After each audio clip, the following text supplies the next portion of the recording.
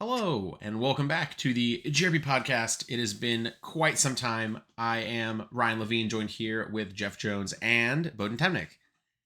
It's Hello. been a couple months, Hey. and we're not going to go over everything that we missed because it's kind of irrelevant. Like, I don't think our opinions on Abyss Roller getting banned matter.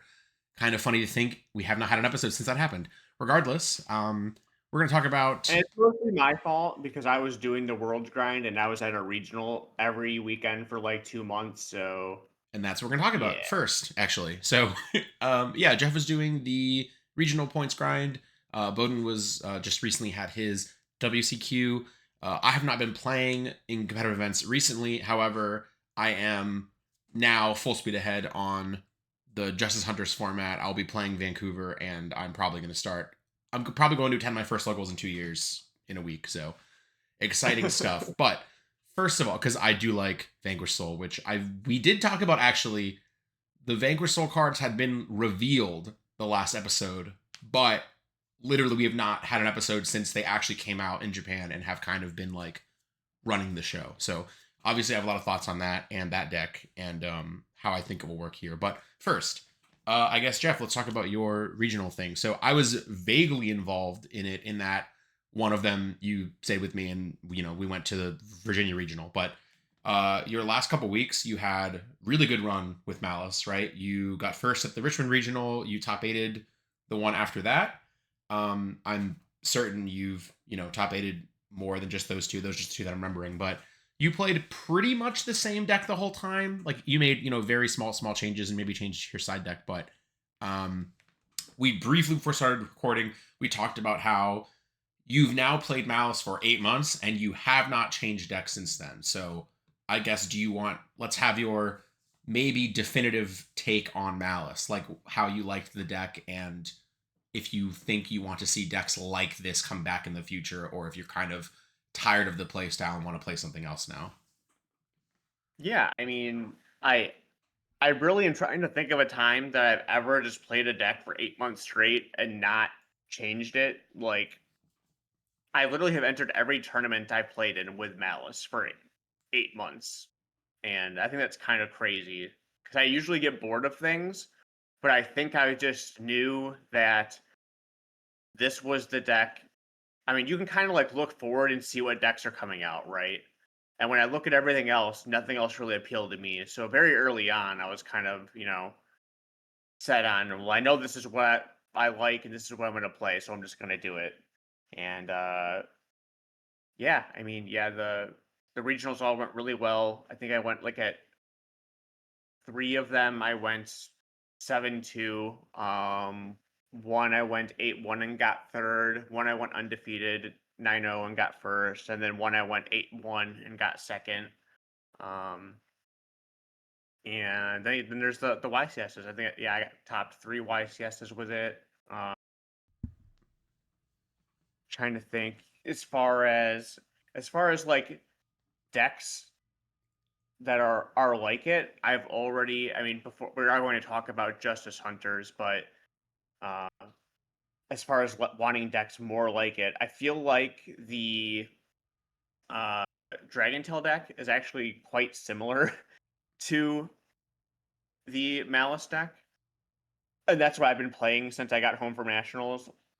I thought I would be, tired of Yu-Gi-Oh, but what I really was tired of was playing the same deck for 8 months and I like Malice. Yeah, I think even if you really like it, I think playing it for 8 months straight is can Yeah, be a I mean, little I was telling you on my grind, I was like, I'm really starting to feel the burnout as yeah. I went like 7-2 at like 3 regionals in a row, and I'm like, I think it's just hitting me that that burnout, and then I just kind of locked in at the last 2, and then basically went undefeated at both. So, um, yeah, but yeah, the Dragon Tail deck is really cool. I really like that deck. I really like fusion decks. So Yeah, because you played I think it Shadal, actually, right, in 2014 when yeah. I believe that was the one that you chose. Yeah.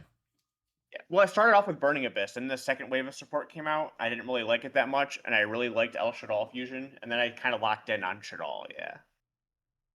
I feel like that's the opposite for most people. I think a lot of people started on Shadal and then really liked Virgil and were like, "Ooh, I want to play this deck now." But Yeah, I yeah. guess so.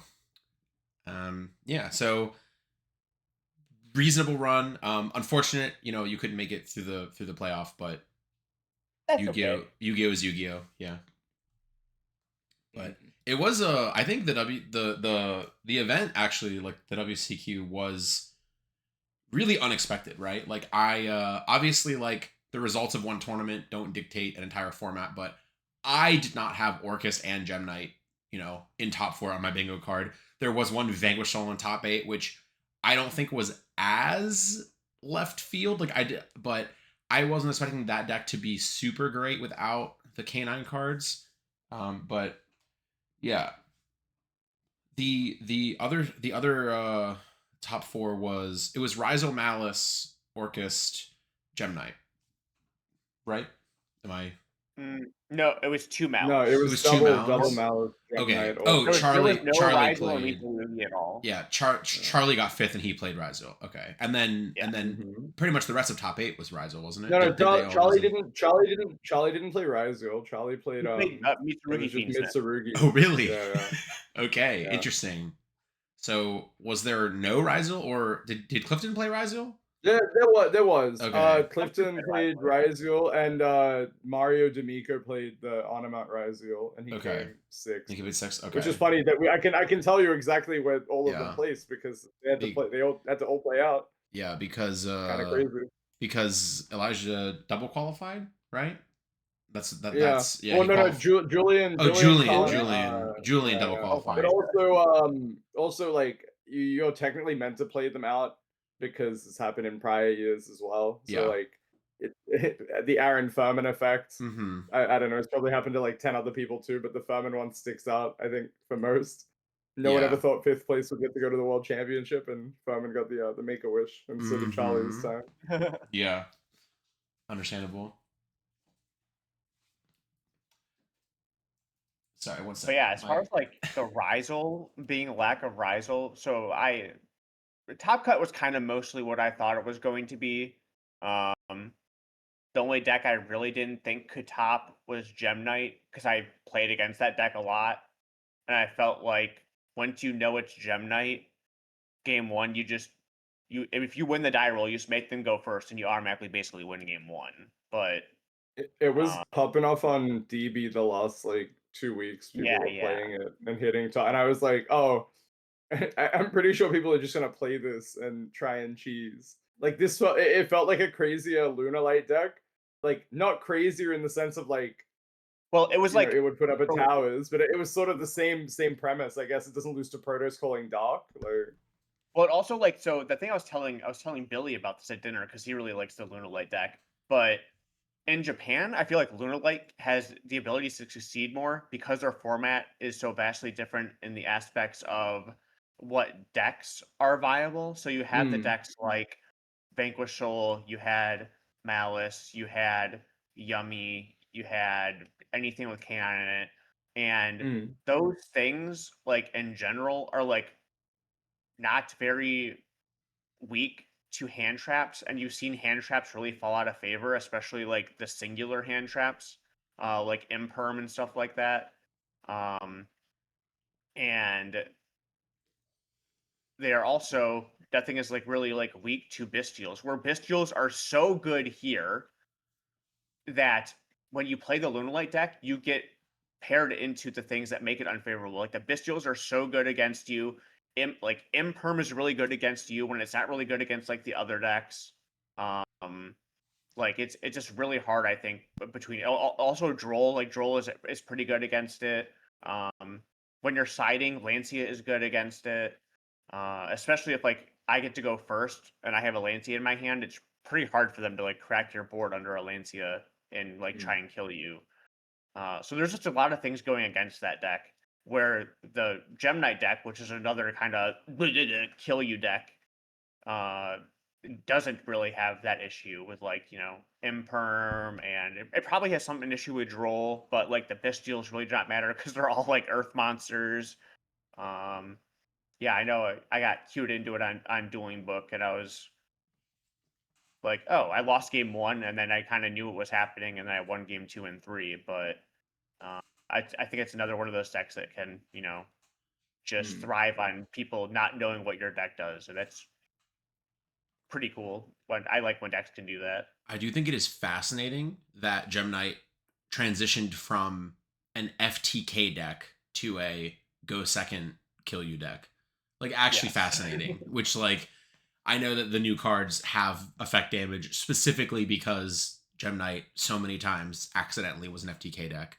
And I say accidentally. It's like I choose to believe that when they made the cards, they realized that you could FTK your opponent if you sneezed. But it is what it is. And ironically, when Gem Knight FTK was actually like a viable deck, maybe it was just probably worse than the Pendulum FTK deck at the same time. So Right. oh well. But yeah, I Orcus is one that I think I really, really wasn't expecting, because truly in my mind it was just worse Malice, in that it loses to I all the still same think cards that. Malice do. Yeah, I mean, like, so many Bistrels, Lancia, right? Like, I don't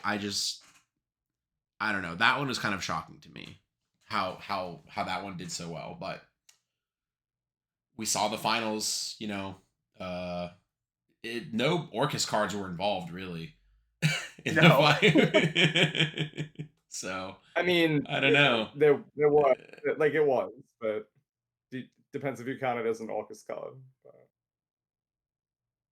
Oh, World Wand? Or not World Yeah, Wand. I don't. the World Crown. Crown. Yeah. But it's okay. Yeah, but I think I'm ready for this format to transition, right? I mean, like, we've briefly touched on it. I have not played every event this season, and even I'm like, all right, I'm kind of tired of Malice and Ryzul and Mitsurugi. Like, I think I'm ready for a paradigm shift. I think I'm ready for Justice Hunters, and I'm not 100% convinced that, like, I don't think it's maybe it is. I was gonna say, I don't think it's quite as extreme as, like, when Circuit Break came out, there hadn't even been a ban list, and Snake Eyes literally did not top the YCS. I don't think, right? Like Original didn't get Circuit Break? banned until Was that after. Circuit Break? No, sorry, Crossover Breakers. That one. Oh, Yeah, okay. sorry. Yeah. When Crossover Breakers came out, um, original Sinful Spoils was still legal, and Snake Eyes literally did not show up. Like, that deck just There was one wasn't good person. enough. Yeah, it just wasn't good enough. So I don't know if Justice Hunters will be as cut and dry. Like, when Justice Hunters come out, I Oh, am I not think it's much convinced. worse than that. What do you mean?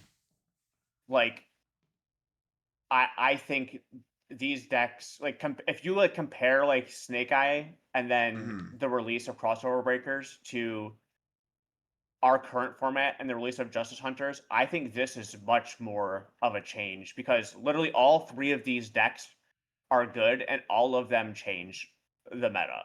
Yes, but Like, you think there'll be 0 Malice and 0 Ryzel and 0 Fiendsmith and 0 Mitsurugi in Top Cut of Vancouver? Like, that sounds crazy. so To I have think that none is of any actually of them? very probable. I think Sure. that is Okay, actually fair very enough. probable.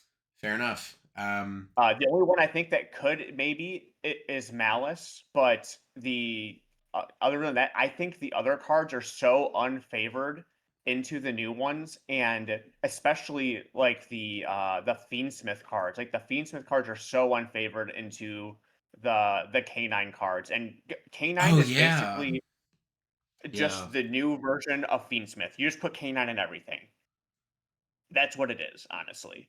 Sure. Yeah, I mean, I have started playing with those cards, and those cards seem very, very, very good. Like, very, generically good. And any deck with any level 5 synergies also just gets to play them for free. Haha, Vanquish Soul. But I think, Also, like, yeah. even like the Mitsurugi cards, I think the Vanguard K9 deck is leagues and abound better than what we have right now. Sure. Uh, That's fair. I think they pair, like, the Vanguard cards, I think already worked really well into the Mitsurugi deck. And Really. now the K9 cards also trigger off like Habakiri and all the graveyard effects, and you just, like, if you go first and you set up a, like, turn 1, it's the Azuna Ripper, I think is it's called. Ripper, yeah, Ripper. Like you just get to negate Habakiri for free, like, and that's like the best part of their deck. Yeah, that's fair. And I feel like removal on and the Vigorous deck has a lot of removal also. I feel like it would be really, really difficult to actually resolve a duo drive. I don't think it'll be difficult to make one. I think it'll be difficult to summon it and your opponent not have a response to it. So I'm gonna say something probably a little controversial, but I think for the last, I don't know, we'll say within the 3 months of this format, I think playing the Rizal cards is actually a huge mistake. I think everything outside of the Rizal cards were just better, and no one wanted to, like, everyone. I think everyone just kind of fucking pigeonholed themselves into Detonator, which is a broken card. Yeah. But I think realistically, I actually don't think playing Rizal cards was the move for like the last 3 months. Sure.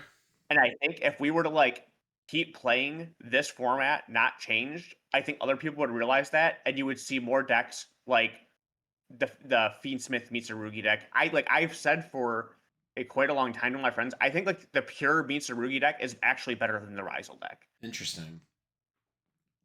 Yeah, I mean, I can definitely see it. I definitely think that without Abyss, I mean, I think Rizal's really main strength was Abyss Dweller. Just like to be honest, like that card's obviously insane. I think its now, main strength is Next, which is literally 10 cards in one. Well, yes, but I think the like what makes it better, or what made it better than some of these other engines was the fact that Abyss Dweller just shut off entire engines, and without that card, and you're just essentially making a detonator, right?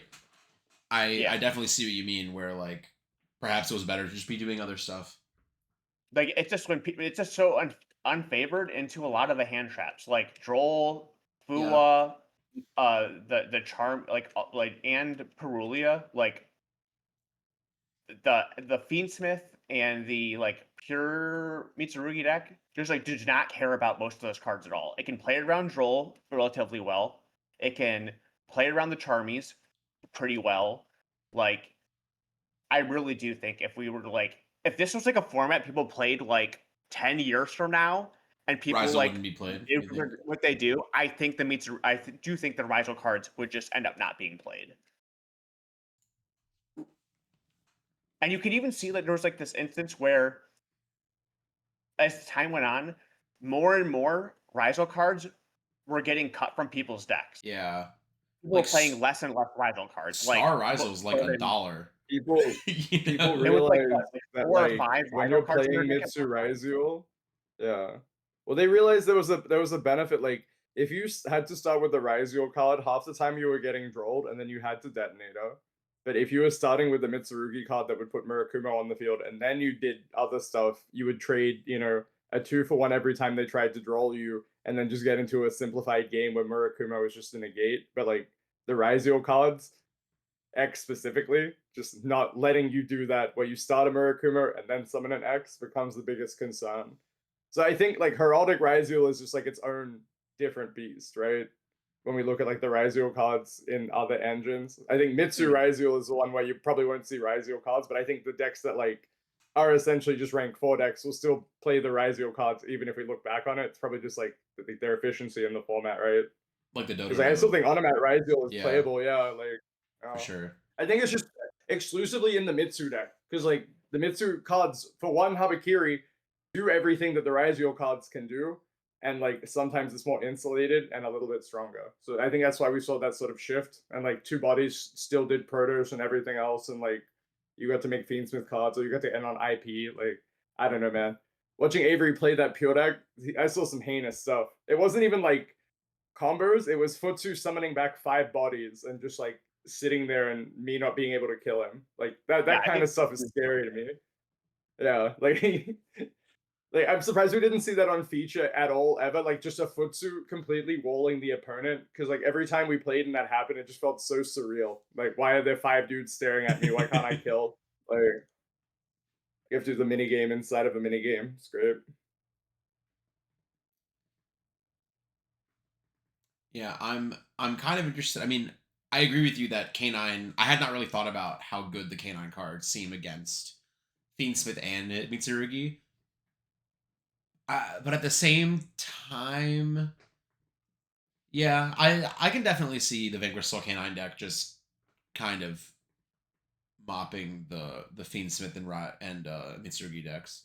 But Because I was trying to put Fiendsmith in some of my decks because you know like it's one of the few. The first thing I did when looking at like what I wanted to play next was what are the key differences of TCG versus OCG, specifically with like the ban list and like the kinds of things that we have available, like world premiere cards. And like a major thing is, yeah, we have all the Fiendsmith cards and they do not. So I thought, how would this, if they had all the Fiendsmith cards, how would that affect their meta?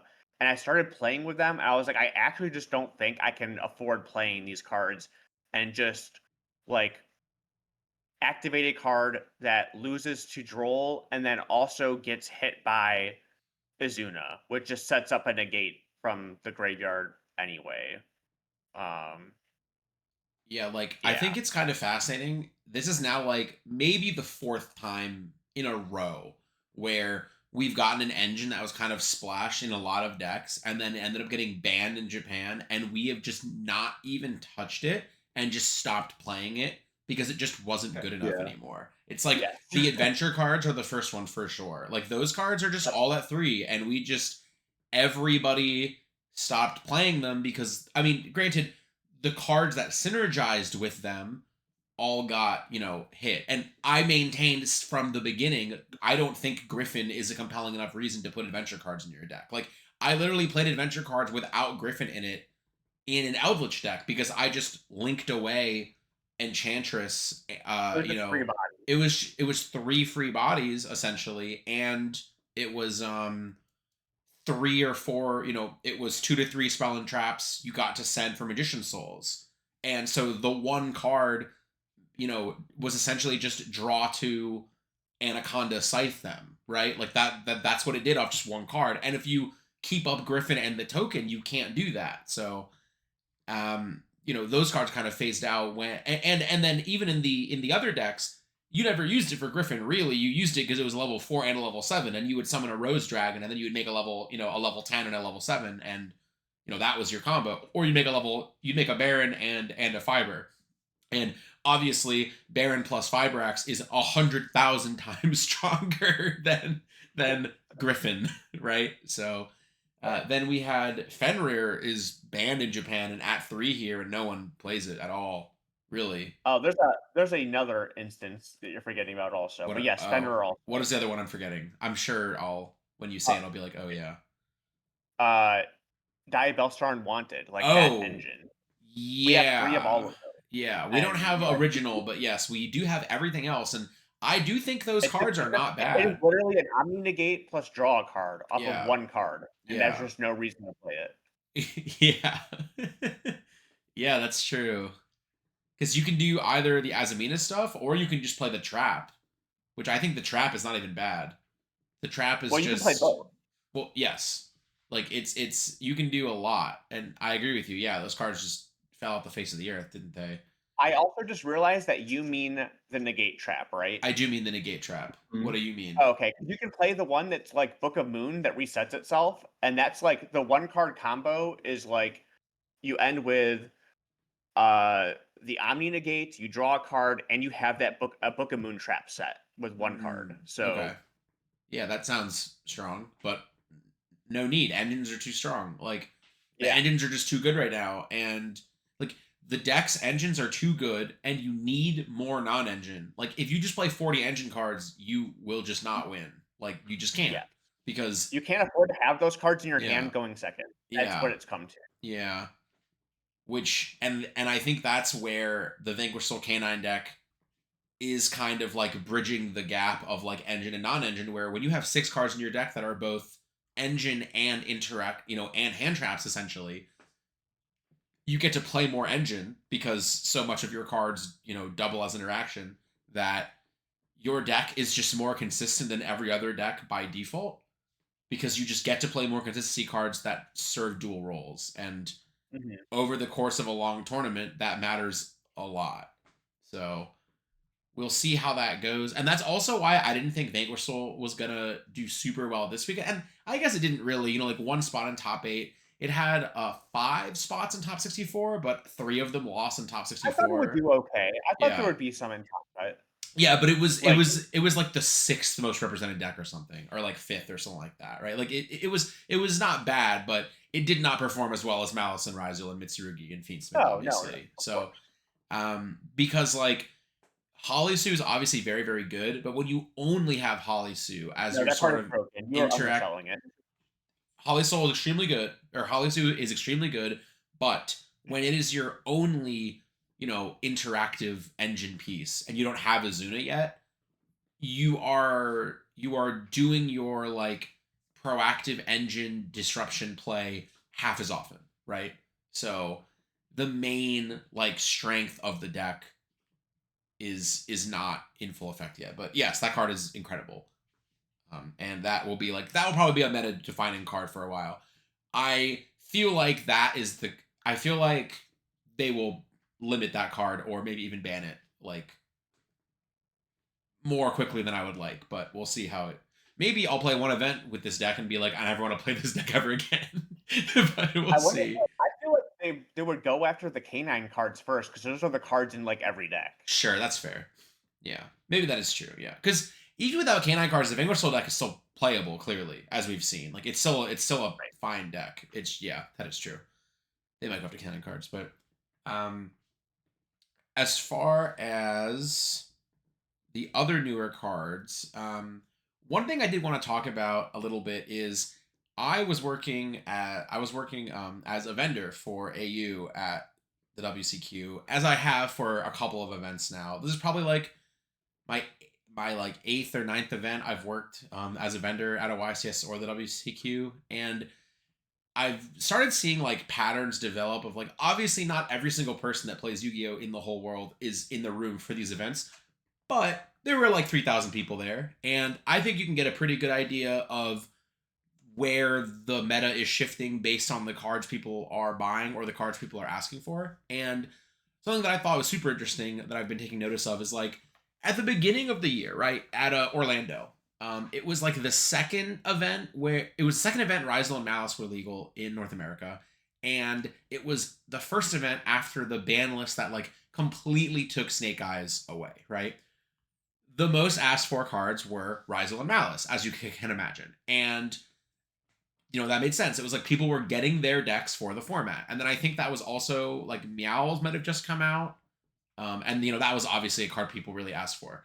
And then a couple events go by, fewer and fewer people ask for Ryzel, fewer and fewer people ask for Malice because they have their decks already, right? And the format's been the format for 6 months. Like at the WCQ, not surprisingly, I believe I did not get asked for a single copy of Sword Ryzel, X Ryzel, or Ice Ryzel. Those are just cards people have. If you are going to the WCQ and you want to play Ryzel, you have a Ryzel deck. I think that's at this point, I think that's a pretty safe bet. And, I'm pretty sure at the booth we got asked for like 1 detonator and like 2 duo drives and none of the main deck cards. Now the cards we did get asked for, almost exclusively cards for next format. I think people are really, really, really shifting gears. I think we sold maybe like 60 copies of Obedience Schooled. We sold like 100 copies each of every Vanquish Soul card. And then ran out of Vanquish Soul cards. Could not stay in. We literally could not stay in stock. We, our buyers would buy a Vanquish Soul card, and then as I was pricing it to put it in the showcase, somebody would be like, "Oh, is that for sale?" I'm like, "Yes," or like, "I need that." I'm like, "Okay." Like I could not even put them in the showcase. People were just buying them as I was walking up to put them in. Like that was how popular those were. Another card, Paradise Smasher. I think we sold 50 copies, which I didn't think that would be as hype because it did get banned in Japan. I felt like maybe some people would like, be afraid to buy that because it is kind of expensive for a card that could get banned. Nash Knight, and Chaos Nash Knight. I think we had like 60 copies of each one, and we sold through all of them, and then kept getting asked for it after we sold out. So, I really think people. Oh, and then I don't remember any Dragon Tail card. I don't know what non-Dragon Tail cards you actually play in that deck. So I don't. Literally, it is like the only possible things people would be asking for would be like, honestly, it's like King of the Swamp, maybe. I Like, don't recall anybody asking for that. other than that, all the Dragon Tail stuff is like really within itself. Sure, yeah, I figured. I like Super Poly, right? But I don't think we got asked for that. And then the other stuff that we sold, I think we sold a lot of copies of Heavy Polymerization, but I think that's for Luna Light, right? That's not for Dragon Tail. That's for Luna Light. Yeah. Yeah. So we saw the decent bit of. So it really was just very, very few people were buying cards that were relevant for this event. Like Staples, sure, people would still get, like, if they didn't, like, oh, I actually wanted to play 3 Bell and I only had 2 or something like that, that kind of stuff. But as far as like Engine is concerned, basically no. Like, I also don't recall selling a single Malice main deck monster. I saw the couple like we saw the couple like collector rare Malice extra deck cards. People, wanted to like, get the collector rare ones, but I think we had maybe 30 copies of March Hare in the case Friday morning, and I don't know if we sold a single one.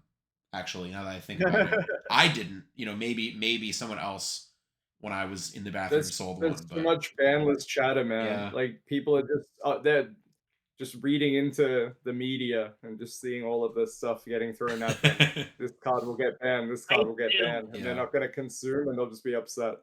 Here we are. But I mean, it's probably, like Jeff said, though, it's probably the logical decision. Like, if you're not scared of like the ban list, like, are you scared of the deck getting power creep? That's pretty likely. Yeah. And it'll go back to like, do you think these decks will still be able to compete? Like, I mean, yeah, probably, but Well, it's like relative. I think Like, if we look at the also- top 64 thing, like, if you said, oh, bro, Goblin Biker Fiendsmith is on a top USA Nats, I would say, yeah, probably. And then I'd look at the list and it did. So I don't know.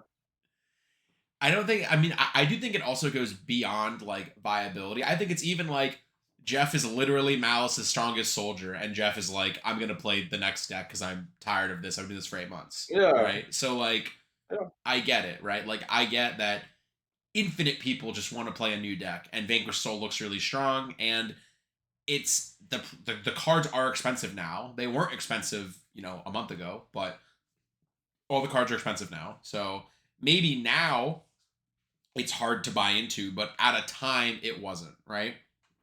I'm not even gonna say, even when Rosin and Take Your Soul were they were like $1 each, then they went to like $10 to $15. And even if you bought the whole deck then, that wouldn't even be bad. Now it's like Stake Your Soul's like $50 and Rosin's like, $40 or whatever. It's like now it's actually expensive, like, to buy into it. But there was a pretty large window where Vanquish Soul was known to be a good up and coming deck, and you had a time to buy all of the tin reprints for like $100 total.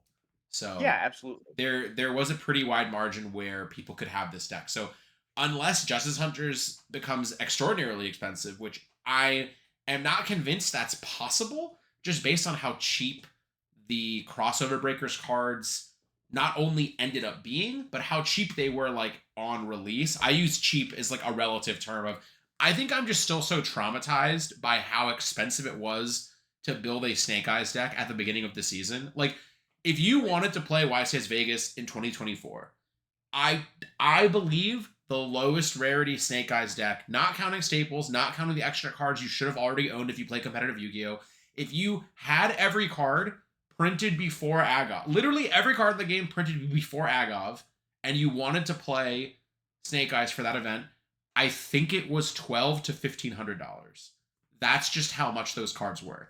And then when Crossover Breakers came out, if you wanted to play Ryziel for the Cali YCS, the day the cards came out, I think it was like $200, which is astonishing. That and again, I'm not saying $200 is nothing, but like comparatively, it's like 20% less, right? So I can't imagine Justice Hunters will be too different from Crossover Breakers, just because I think the the only distribution will exception be different or the same, will right? be the canine cards because of how splashable they are. That's like a thing that basically everyone will want. I mean, I'd argue Rizal is very splashable too, but yes, I do see what you mean. No. Rizal means you have play Nick C's deck. These do not lock you into. These do not lock you into anything. These are Sure. just Fiendsmith cards. Sure.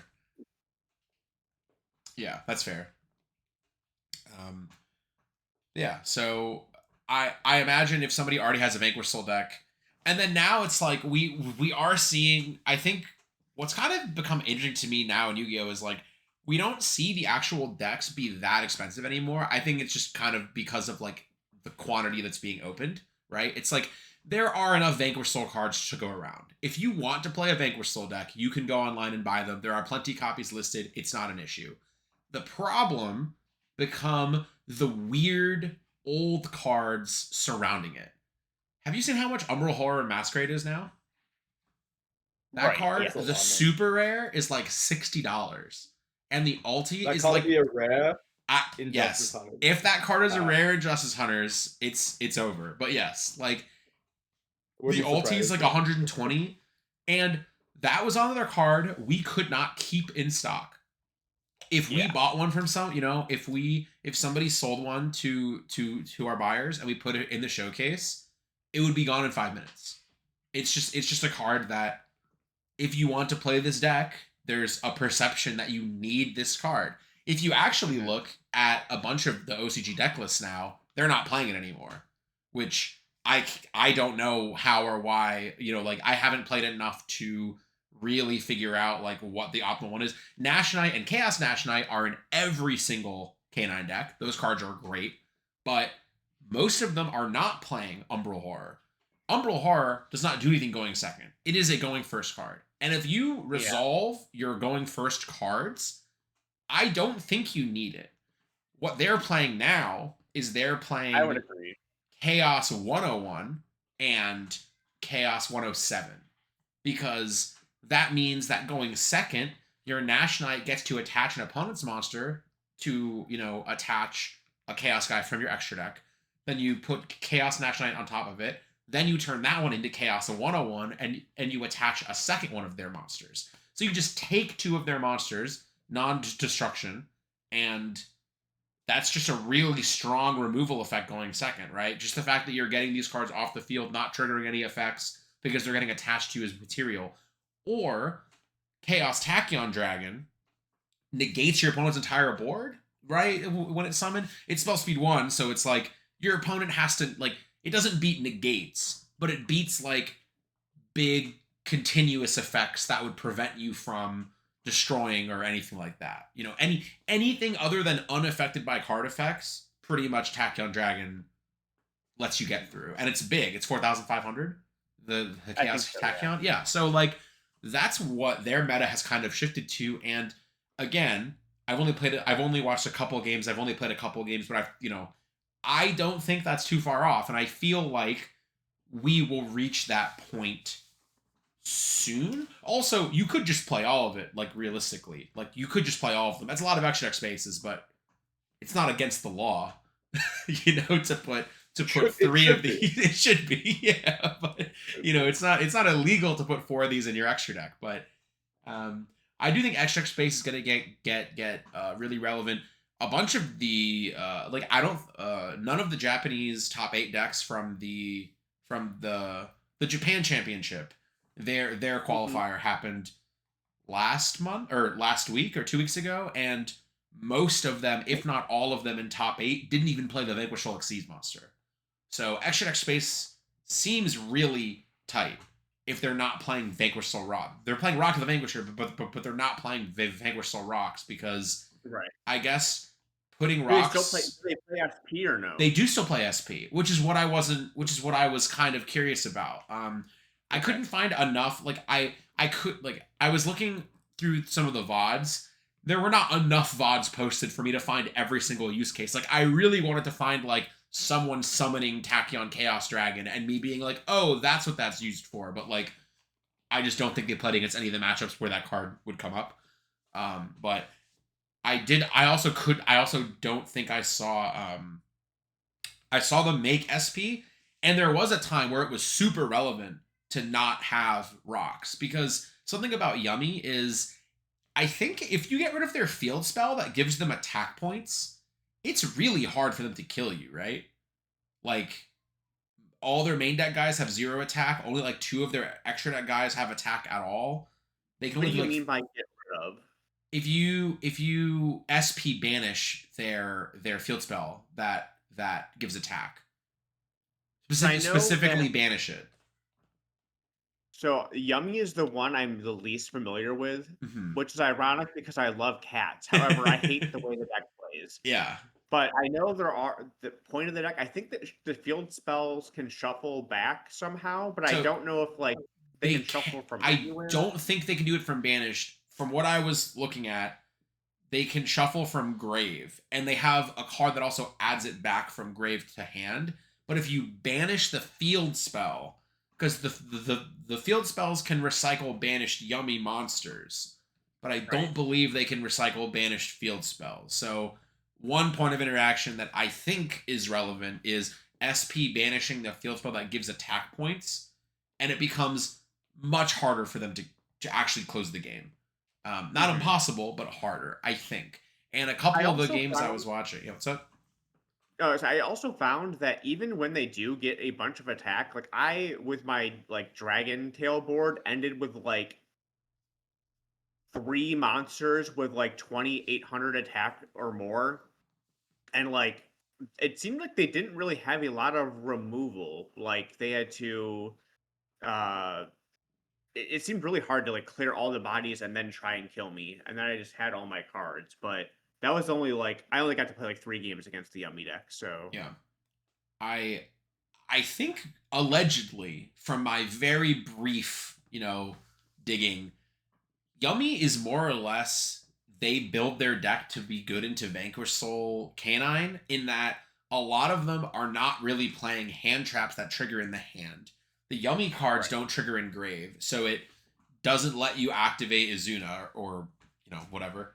To the point that we're seeing some Yummy decks play Songs of the Dominator now, because they don't care if they log themselves out of hand effects.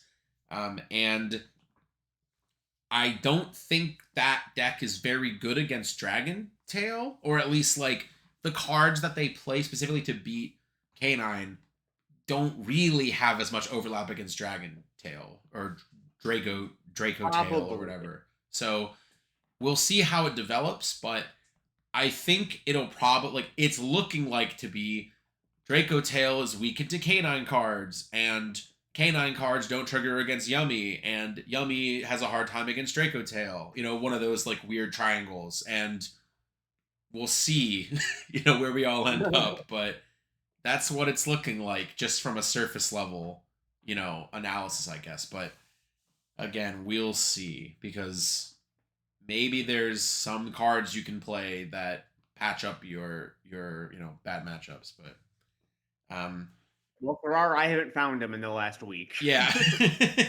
Yes. Yeah. So I'm curious to see if we even get a list and what the list could possibly be. I think the only real crazy things that could happen would be if there are any preemptive hits. Like, if they just go off the deep end and they go like, ban Paradise Smasher, ban some other rank 5 that's good, like Chaos Nash or something. Like limit Obedience School. I would do something. I would give them so much credit if they ban Dice Smasher. Oh yeah, Dice Smasher shouldn't exist. That one I agree. That one I agree with you. It should not exist. Printed in the frickin' set, like as a rank 5. Because in Japan's, I think they had like Volcasaurus as a rank 5 in the Hunter set. Let me see. Yeah, I mean, I wouldn't put it past them to have. Let's see, Xyz monster. What is this? Oh yeah, Volcasaurus, Chronomaly, Vimana, which this card actually also started going up. This card I think is like $5 or $6 for the ultra rare. Yeah, and Volcasaurus. And Yeah. I've never heard of this card before. Imperial I need Princess Quinqueri, Oh, rank that's the 5. one. cards It's in like my it's like deck. a Cyberse monster, right? Yeah. Yeah, it summons a monster from the graveyard. I think that's kind of cool. I need them for my K9 deck. Please don't make Uh, fun of them. well, it's reprinted in the set in Japan, so I've I'm never so seen this happy. card before. But it is a rank 5 that reborns a guy, and I guess that's what I've never seen this card in my life. But I guess it's fine. Yeah. I suppose. Okay. Cool. Yeah. Maybe we'll get different wait, how large is our set in English? Oh, that's a good question. Our set will be 60 cards, so we have 15 extra cards. Presumably it'll be the same 45 cards plus 15 extra cards. Right? That is what usually happens, because we almost always get the same reprints unless a card is banned in the TCG. I think then we don't. Then it's replaced by something else, but that is few and far between. So yeah, probably just be some extra stuff to fill out the decks, right? I imagine. Probably. And then, Which as if far as it's like the forbidden list goes, like if we get one, part of me wants to believe that like during the European Championship this weekend, like in the middle of it, like Jerome will appear on screen and he'll be like, "Hey, it's me from across the pond," you know, like yes, of course. some crazy Yeah. thing like that. Because I noticed Jerome wasn't at the WCQ, which is the first time in literally, I think, like a billion years he has not been there. I'll have my Yeah. eyes and ears out on the floor, and if they see Jerome, like it's like when a celebrity goes to the airport. And Yes, I don't of even know where course. Euros is. It's just yes, Jerome in Berlin. I actually or also don't something. know where Euros is, or when it is. Is it this weekend? It's this weekend, It's yeah. like Oh, 2 weeks. No, okay. is it? It's next Isn't it? weekend, I'm right? pretty sure it was the week after ours. I'm pretty sure it's this weekend. No, it's the 26, 27. All Oh, right. really? Wow, that's a while. Yeah. All right then. Maybe Jerome got lost. It is in Berlin, though. I was right. 9 days I from was now. right I about thought it that. was Yeah. literally the week after ours, but I guess 2 weeks. I guess not. Yeah, so I think that reasonably covers just under. I do want to talk a little bit about Duelist Advance as well. Yeah. So another thing about cards that were the other cards that I think did well for us at the booth were some Duelist Advance cards. Holly Sue, obviously we could not keep in stock, as I said, with the other Vanquish Soul stuff. Like literally we could not keep them. And Lunalight Gold Leo is another one that we got asked for a lot. And something that helped, I think, also was more the next wave of Archmage support and the next Medius, the pure archetype, got spoiled literally Thursday night. So on Friday, people were like, "Oh, I'll buy the Archmage stuff because they're getting new support in the next set," or like, "Oh, I'll buy Medius because there are more power patrons in the next more set." Medius than anything. Yeah, so those did reasonably well, but it was literally, it's so funny. I literally, as if like to make sure I knew the people buying them didn't think the card was good, almost everybody was like, "Yeah, just buying these in case they could get more support." Like they didn't want me to think that they thought Archmage was good. They were like, "I promise." Like I'm not making this deck now. I'm waiting. And I'm like, "Yeah, that makes sense." But it was just very funny that like that was It is very funny. but like it's for a friend, I swear. But yes, but those we had a couple people asking for the RB stuff, but not that many. Like I think, as weird as it sounds, I truly think anybody buying RB cards is doing so purely off the hype of Mitsurugi. they're just like, okay, we finally got a good TCG deck for the first time in Infinite. Maybe RB, like, and the RB spell is really strong, right? Like, I don't think these cards are terrible. Yeah, like, I don't think these cards are terrible. It's just classic knock on wood. If the second wave of support is good, honk honk, then, you know, we will get. That was me honking my clown nose. For the record, for those of you who did, then maybe there will be a good deck there, and like that's technically true, but Mitsurugi had a good second wave of support, and the last 15 didn't. So the scales will judge you accordingly. But we'll see. Other than that, Dododo Warrior was asked for a lot. That was a card that just the Anima stuff. Are quite good. Yes. I just think the utility of those cards probably live and die by Ryzo, though, right? Like if Ryzo stops being good, then those cards do nothing. Because Ryzels are just Ryzels surely, or the only other way they can be good is if like Dryden gets unbanned, and then maybe you play some Zodiac Dododo pile, and like even then there ain't no way. Nah. Broad Bull. Nah. If Broad Bull gets unbanned? That's a whole different can of worms. But what if Broad Bull was unbanned? You don't think Dododo would be? I think you could probably FTK your opponent with like fair enough. Luna Light, Dododo, Zodiac. Let's do it. I think if you activate Habakiri, you could probably FTK your opponent with Broad Bull. Into Xyz, so I don't really know how you do anything after that with Broad Bull. Oh well, whoops. Yeah, fine. That's why I'm pretty sure if you just play like a normal Mitsurugi deck with Broad Bull, you can probably do some ridiculous shit. I didn't even know, dude. It's yuck. Imagine.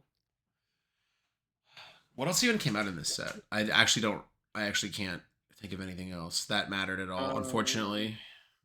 So there are the really cool Burning Abyss cards. Oh yeah, those weird. Well, I mean, yeah, they're fine. I'll let you have that one. They are Burning Abyss adjacent cards. Yes.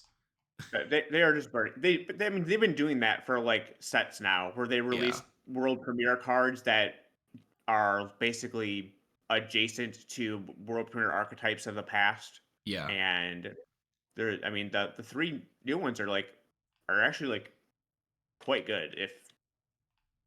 It's just kind of like adds to like a fiend pile deck, but all of them in general like are just like one's an extender that searches a fusion spell, and then the fusion spell gets you into a easy to get fusion monster that lets you pop a card and like send a card from your deck to the graveyard and protects all your monsters in your left and right zones, which randomly is really good against Mitsurugi and Ryzel because they can't do anything to those. It's like when you played the Malice deck, how you beat them a lot of the times is just with Cyberse Wicked, and this is just an easier to do Cyberse Wicked basically. So those cards are like something to definitely to keep in the back of my mind always, because they're just literally just generic fiend support and I guess fairy support. Yeah. But I think the other I think the ritual stuff is cool, like Miracle Raven and the other guy. Oh yeah. But those cards are neat. I don't think, obviously, it's one of those things that we're like, wow, really good ritual support, and one of the best decks is a ritual deck, and it's not even played in that. So when will this ever be played? No. But I think just because the reptile stuff is just too good. But I think Trapaholic is pretty overrated. But I think I think that card sucks. I think Trap Trick is just better. But we'll see. Striker cards, those are not bad, I guess. I don't think we had as many people ask for these as I thought. Like the Link Monster. Yeah, Link Monster is crazy. Yeah. It's just not, I just don't know if it's enough to make Striker good. Which, like, Striker has 20 bajillion cards. So it isn't at all. Yeah, I think that one's everyone's agreed with that. Yeah. That card is insane. I just think there's so much like ridiculous card quality coming out, but like if you read a Sky Striker card alongside a Zero, you still realize the deck does the same thing. Yeah. Which is nothing. Yeah. Sure. Yeah, it's like the new Eldritch stuff came out, and everyone was like, "Oh man, you can play the like the Morganite cards came out. Oh man, you can play this." And it's like, yeah, you can. Like, I'm not stopping You're you, not but going it's the to. same Yeah. deck. But you could. Literally the same deck. Like, Yeah. uh, I think as far as like under the radar cards, I do think the Argostar card is very, very strong. The Xyz monster. Oh, that's the And deck I it's have like, built in real life right now. yeah, like, There's a regional next weekend. I think I might take Argostar. ooh, all right, fine. All right, then. What else? I don't particularly love Kaibaman the Legend. I don't particularly love the Monarch cards. I am not seeing the vision on Gorgon. Like, I just truly don't think I'd ever put that card in my deck. But I don't know. Maybe it would have to be for a specific. It is a reptile, so if you're reptile locked in some of these random things, I guess. But I feel like there has to be a specific deck that must summon into specific zones that Gorgon points to Well, for it's this to mainly be good. there will be a point where that card is insane. Yes. Yeah. And Sure. by I insane, think I that mean card is like, actually very good. yeah. Like I I got think right fucked by now that it's card at outclassed, one of right?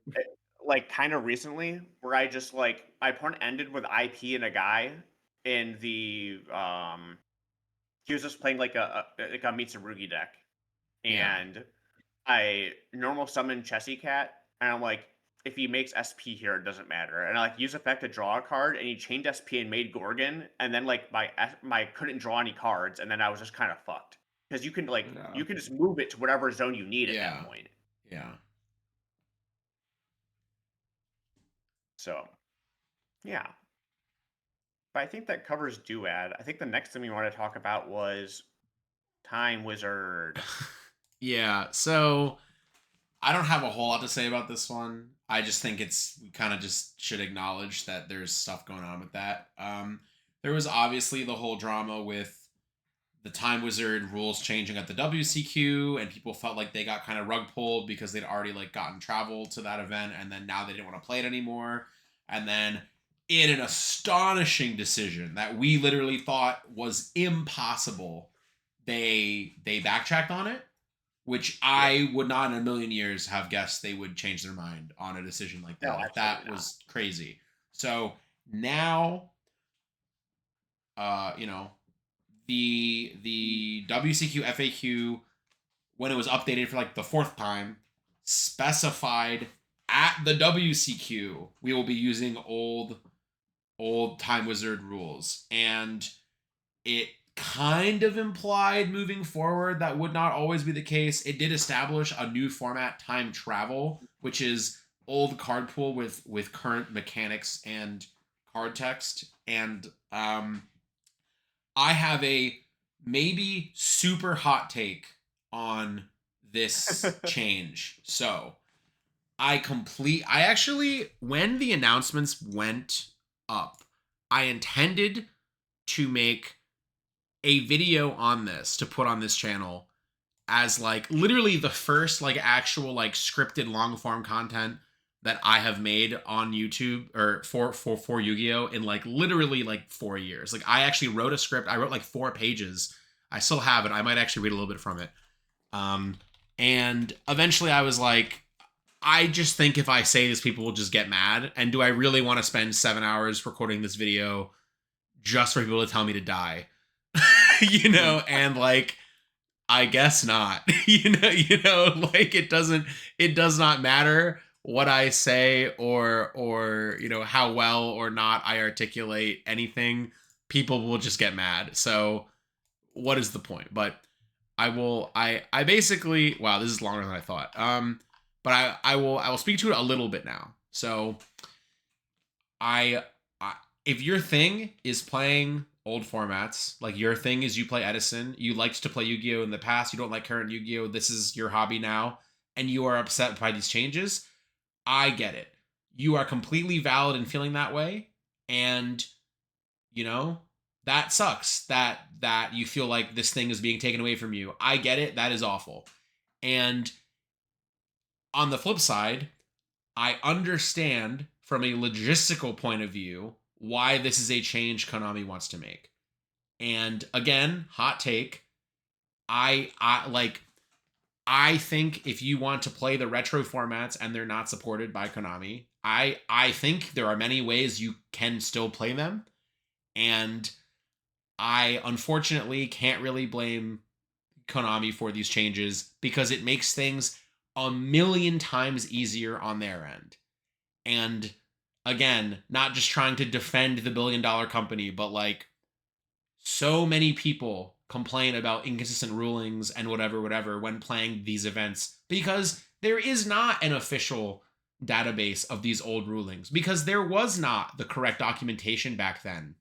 And so many of these rulings are reverse engineered from people who were at the tournament. Like, in my opinion, the craziest one still is that in Edison, people play with literally quick draw wrong because that is allegedly how it was played at Edison.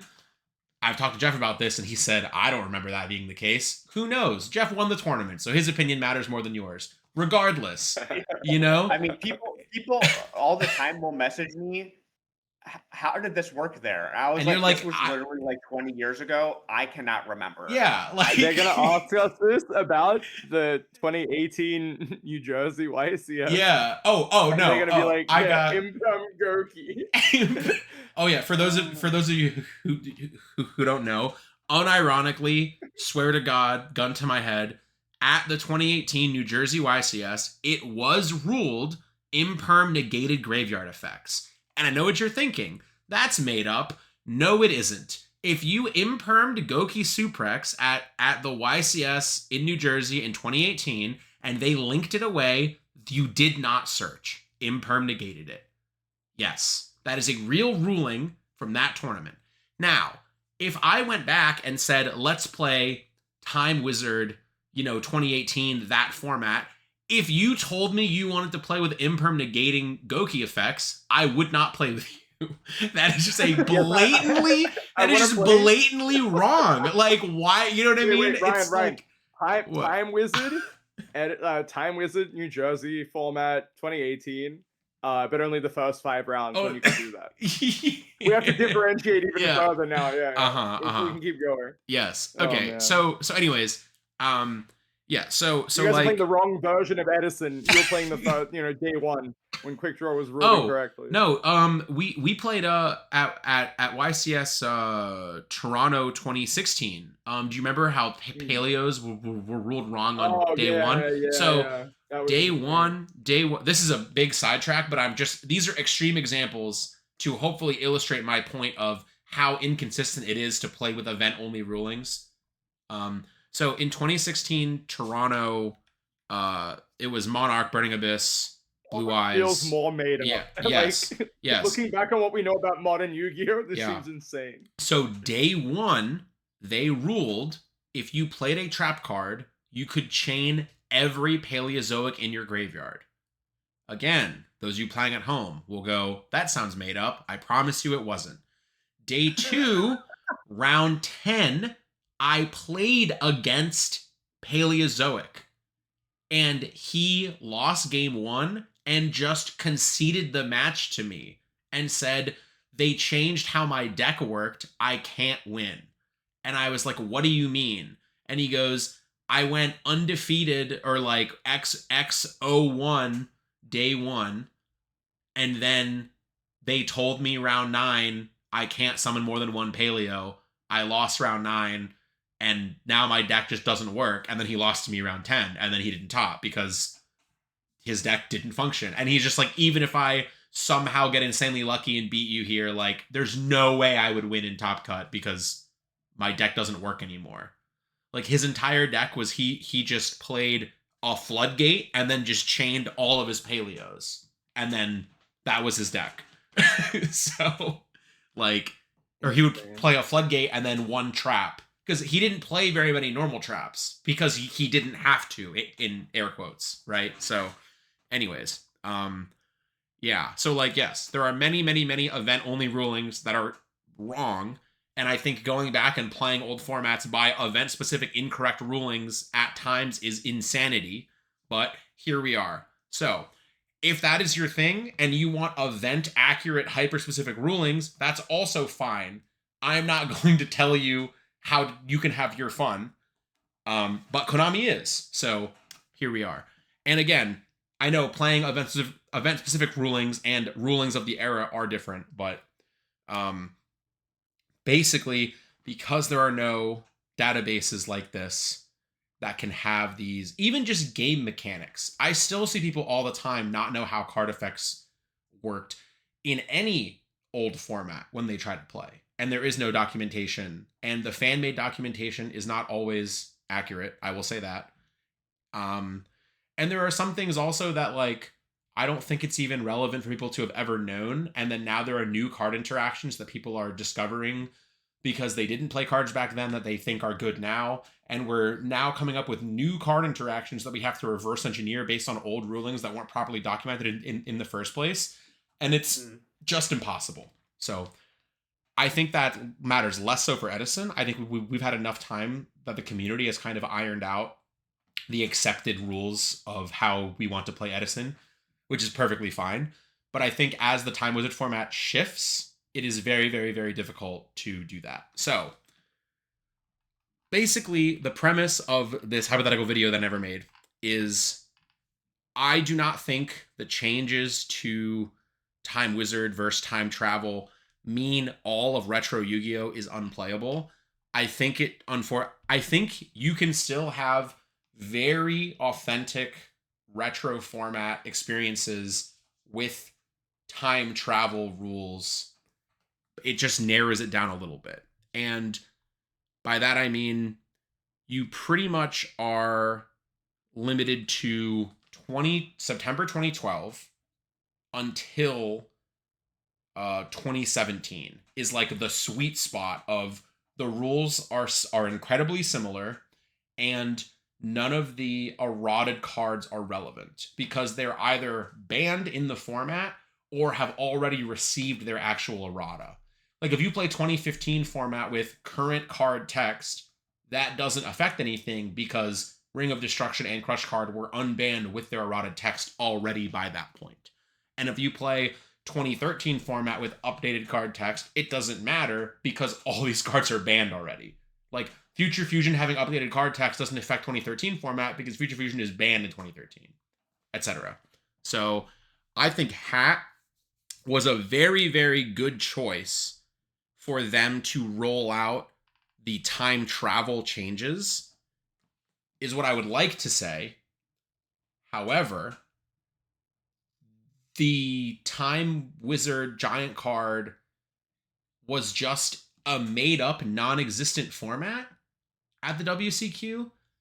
And by that I mean, it played the July 2016 Forbidden and Limited list, but it didn't have all cards legal released through July 2016. From what I understand, the 2014 starter deck was just not legal, but they used a ban list that came out after that product was released. So it was just a format that never happened. And that's kind of odd that they would do that. And I think everybody also expected it to be Hat. And it was like Sunday morning, people who were playing Gear were just told, actually, Gear's at 1. And that's... How many cards did I draw? Going first is the real question. Yeah. Also, did my field spell die? Yeah. I don't know. So okay, because that would be the other thing that would differentiate. No. They did say draw 5 going first. Like you don't draw 6. Okay. So okay, sure. Yeah. Okay, I get what they were trying to do, but not having that starter deck legal is quite interesting. Or maybe just nobody knew it was legal. Yeah, because the FAQ says July 2016 Forbidden and Limited list, the last release is Realm of Light structure deck, which is just wrong. Because the July 2016 list didn't go into effect until mid-July. It was like July 16th, and the starter deck came out on July 13th. So that's literally that, like, just wrong. This was like before NAWCQ, might have been like 2 weeks before. But I remember the ban list drops as we're like in the hotel for Oceanics that year, with like Goyo getting unbanned, right? And there was like a whole thing. or was it like the OCG list? It was something dumb. But I just remember the gaps in between. I just remember I came home and I played a local, and someone had like 3 supply squad in their deck, and that's just again back to how we remember like certain time frames of like a year. That was just like how I remember that one little pocket of like a month of like this happened, this happened, this happened. So I can understand where it's becoming inaccurate on your end without even looking up the dates. I Yeah. get you. Those things could not exist. Yeah. So I think everyone forgot the supply squad deck and maybe the pen zones. I don't know. yeah, well, yeah, and the pendulum zones too. Yeah, but I Yeah, think supply yeah. squad's the relevant one. Yeah, for sure. Supply Like, squad's like I don't think adding chronograph magician and astrograph magician does anything to hat format. I think adding supply squad does a lot, right? So I mean, it's not really. I think it was legal for like one ARG or something. no, I know. I don't mean it Right? mattered So in they the had to- history of the game. I'm saying if you're playing that format. Oh my god. No, I get that. I get that. Anyways, No, I'm saying like it's so inconsequential in the grand scheme of things that they overlooked it, and now it's just another thing for people to complain about afterwards. yes, that's Is, yeah. like, So another way that's to look at it. so Yeah. that's what I'm saying is basically what I'm trying to say is I'm trying my best to run defense and be like, let them cook. Like hat is actually a fine format to play in time travel rules, and then they made up a format that doesn't exist, made everybody mad. So Ryan actually it's hard. just bringing up the modern day Xarion universe. Like, Hate that. We're talking about this for the next 10 years. I literally hate when people say GOAT format has Xarian universe in it, because I always just say I went to GOAT Nationals. I've been at every Nationals that's ever existed. I was there. It was not legal at Nationals. If it wasn't legal at Nationals, the most important tournament, how was it going to be legal for that format? It doesn't make any sense. And but I don't care about GOAT like that. Maybe someone else. Shonen Jump Boston mirror matches for fucking. Also, my favorite. So my favorite. This is my favorite one. This is anyway. So that's kind of my piece on time travel versus time wizard. I think I get what they're going for. I don't think the sky is falling. I think there are plenty of formats to play that are fun. Like, if you play 2013 Dragon Rulers with current mechanics, which basically just boils down to, like, summon niche interactions of negated summons versus attempted summons, I think that's perfectly playable and fine and makes it easier for judges and tournament staff to know what's going on.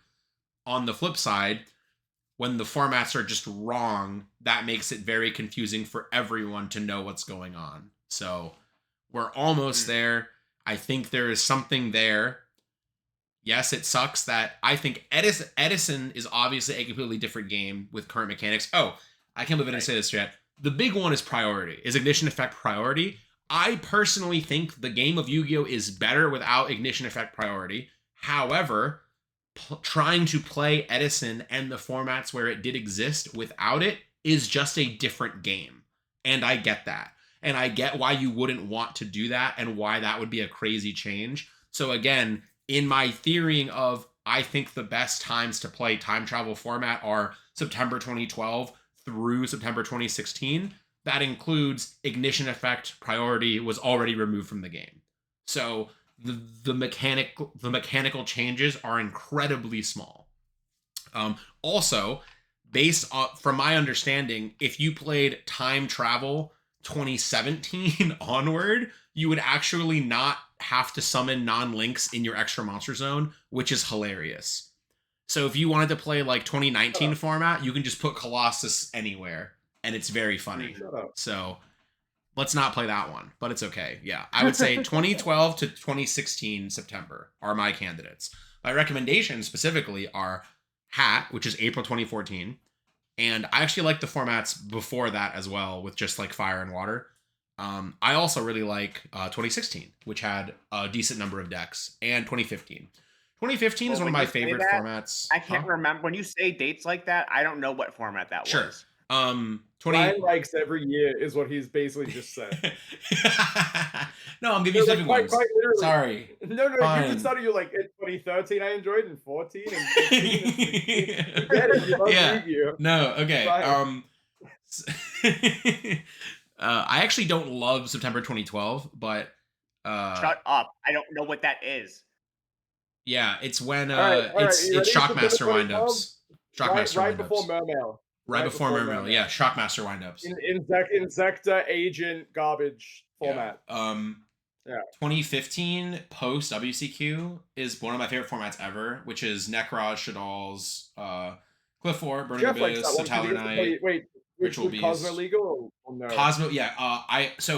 I like YCS Dallas. I like Tin legal. So I like Norden. I think Norden. I really like pre Clash of Rebellion, and I really like post Tins. Necroz by far and away the best deck. No, Necroz still didn't win. Necroz still didn't win anything, even after Norden. No? Infernoid and Cosmo still won after Norden came out. Yeah. Yeah. Top four of Dallas was 2 BA, 1 Infernoid, and 1 Necroz. But not that matters. But I don't love Clash of Rebellion pre Norden. That's when Cosmo came out, and it's when the Clowns came out. I just don't like the Clown Necroz deck. That's just a personal thing. So I prefer just playing Norden without the Clowns. So I like that one. And then pre-Clash Rebellion with no Clowns but Jin Band is also fun, in my opinion, which was like literally one tournament. I think it was UDS Philly was the only one where that was the format, but I don't really remember that much anymore. We should bring back ARG format. Yeah. The one with 1 instant fusion in it, not the one with 3 that almost got TW banned. Stop it. It's okay. Good lord. Okay, so I had one. Oh, okay, so my final Time Wizard thing that. This is one that I don't have an answer to yet, that I would like an answer to, that I will, if anyone has read the documents more closely than myself. In Edison format in North America, it was legal to play Gallus the Star Beast, even though it did not have a North American release at the time. It was a promo in a European-only video game.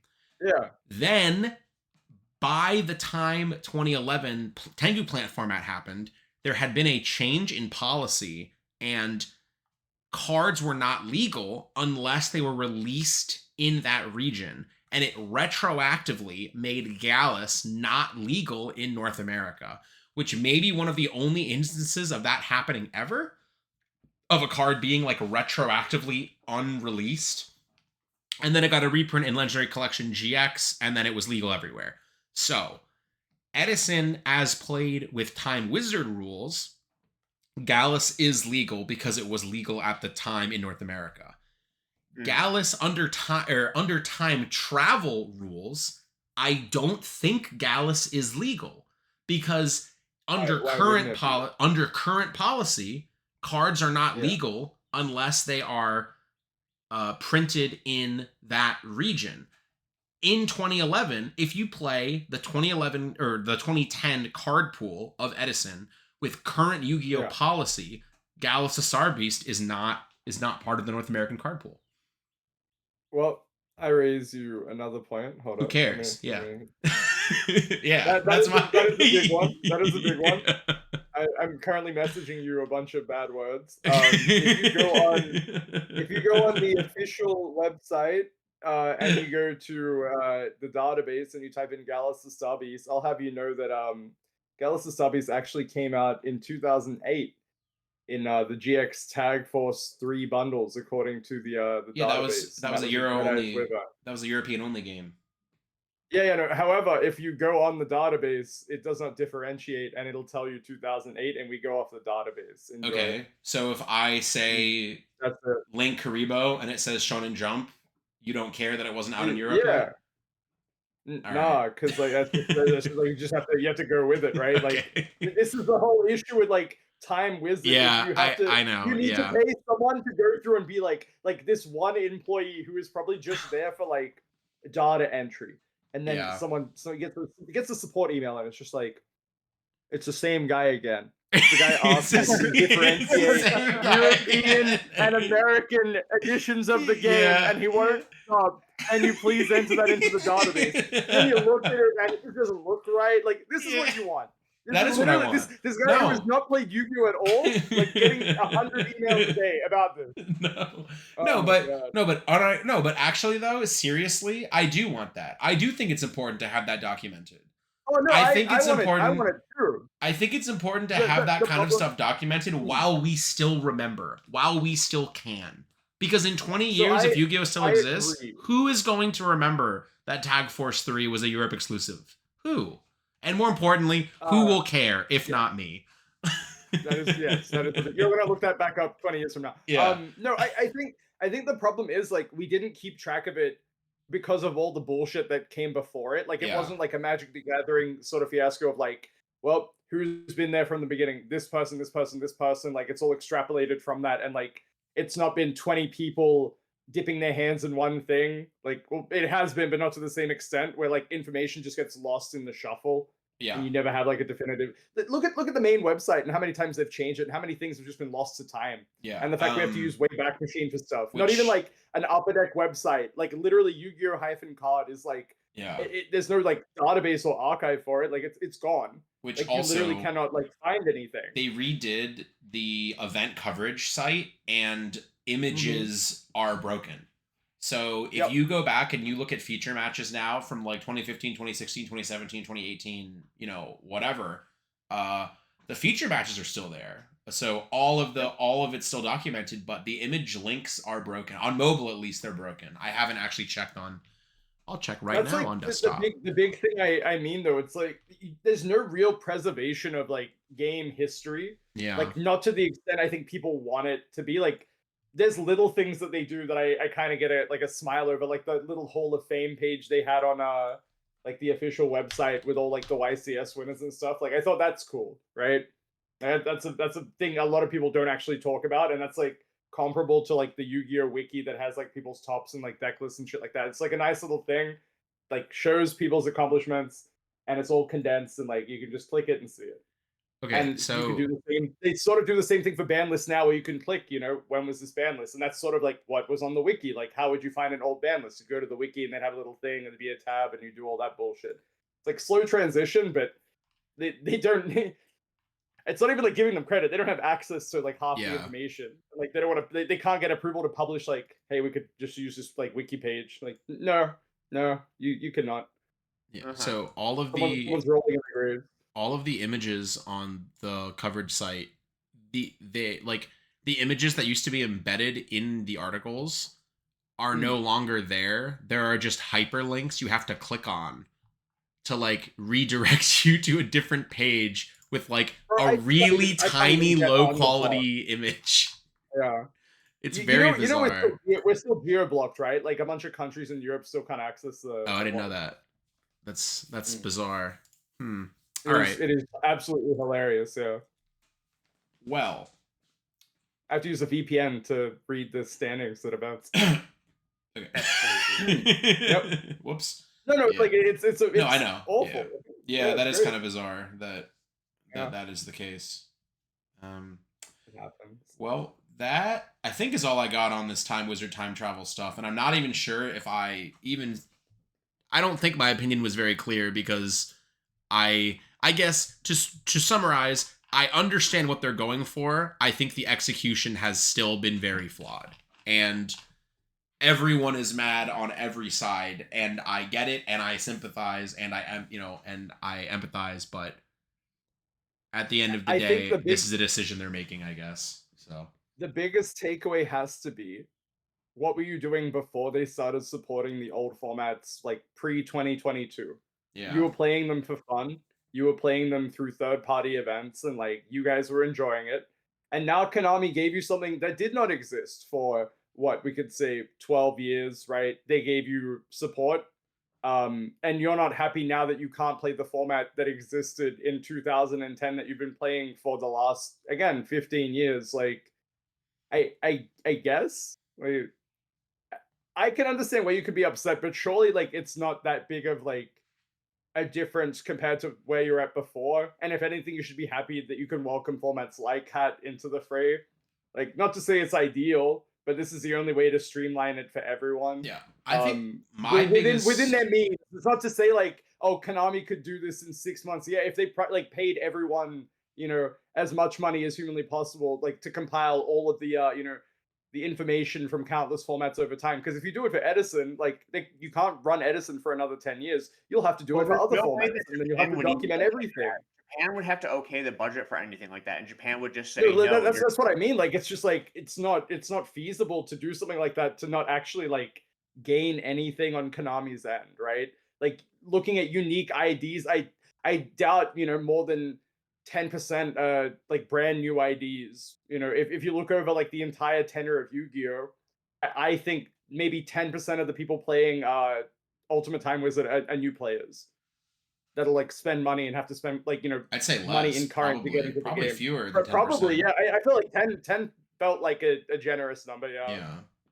Like, it's just the other 90% of the people just like won't spend money on your game. Like, okay. It's not like that's all it is. Like, as black and white as it is, it's like you're not the end consumer. Like, there is no Edison power pack at Walmart, and maybe that is a crime, or maybe they've done like the market research to see like, hey, maybe this product just doesn't work out the way people think it will. So who's to say? I hope it thrives. I want to see some cool time travel stuff. Like, yeah, I mean, like, wishful thinking. I do think, in my opinion, the little bit of good that comes out of this, in theory, is that we get more and different old formats supported. And I think it does pigeonhole us, as I said, into my sweet spot of a 4-year period. But there are so many cool formats in that 4-year period that people who like Edison, I guess this is where my disconnect comes from. Is I do not think Edison specific, like, Edison isn't the only era of Yu-Gi-Oh that is like fun with those mechanics. Like, there are many formats right before Edison and right after Edison that are also pretty fun and have interesting decks. And I don't know why there's this hyper focus on specifically that, when, like, I guess people don't like Shining Darkness, but like there are other formats right after Shining Darkness that are also fun. Like, I've played, like, I like Plague a lot too. The end of 2010, there's nothing stopping a store from holding a local, right? Yes. What? Yes, that is true. So the whole thing still is like, it's still very ambiguous for the public. Like, you don't know what's going on, and there's a lot of like doom posting saying, "Oh my god, they're killing this, and this." It's like, yeah, we don't know yet. Like, stores don't know. It could just only be a USA only thing. Like, who's to say? Because Europe doesn't have anything that says anything about it. Like, maybe Europe's waiting, and there'll be a big thing of like, this is how we're supporting it. Like, there'll be time travel and time wizard, blah blah blah. Like, it's not the be all end all. They're just posting screenshots of the store. Entire event, isn't that just like regionals and YCS? Yeah, but if you reread it, there's like other stuff that goes with it that makes you think they're phasing out Time Wizard entirely. But by Time Wizard, you mean just Edison, right? By Time Wizard, I mean Time Wizard as like a concept versus time travel. Well, Konami says time travel, but does that mean they're just doing time travel? Yes. Yeah. Well, time Wizard is like the original thing, and time travel. They basically differentiated the two in like the prior press release that they had, which was like backtracking on, oh, we're getting rid of this, right? Now the wording in what like the Epic Games page posted leads people to believe that Time Wizard will just not be a thing once time travel is fully like set in stone in organized play. And we don't know what that means yet. Right. Time Wizard literally basically just means Edison. What other format is time? Goat format. Yeah, I would say Goat. But Go Edison are the only two that I think people play right now. Do they have do agree with Goat at ICSs? They do have side event flights. Like so technically you can request a side event flight for any format. However, like, if you bring 4 to 8 people with decks of the same format, you can request a flight of that Time Wizard, and they will let you play and give you Time Wizard prizing. The only two that they have like you could just go on the website and sign up for without having to request them are Go and Edison. So they do run Go events every YCS, and they run Edison events every YCS. I don't really play side events like that, so the only ones I've seen people play are my friends who play Edison. I didn't know I didn't know there were actually it's just Go Go. ones. It's just Go. Yeah, it's just those are the only other one is Go. And as I said, technically you can request more. And then at the 250th YCS, they had a special one where they had 150th YCS Time Wizard, 200th YCS Time Wizard, and 100th YCS Time Wizard, which, you know, whatever. That's fine, I guess. But I don't think anybody actually played those. They only announced them like 2 weeks ahead of time. So when they say no more Time Wizard, it means they don't want to do Goat and Edison at YCS. Yes, they don't want to do old rulings. They don't want to do old game mechanics. They want to do time travel, which is the old card pool with current game mechanics. That's what they want to do. But okay. Yes. So you would just play Goat format as if every card functioned as if it does my now. local can't hold tournaments anymore. Because people are reading into something that may or may not exist. Yeah. We don't know yet. We don't know. We do not know what is the part that people are claiming that Konami's gonna be like, oh, you can't run any old format stuff without using like current erratas and like current rulings, whatever. Like they're just doom posting and trying to blow this out of proportion. Not to say like that's not what could happen, but I think they don't have all the facts with what. Yes, I do not think all the information is out there yet. I don't think Konami knows what the end result is going to be. In my opinion, God knows. I don't think they know what it's going to end up as. So, because I was gonna say, we looked at our store that Max and I do. We looked through all of our emails and our Konami stuff, and we did not see anything about that. Yeah, I said, yes. It's apparently it's on tiers, which is what I've like read.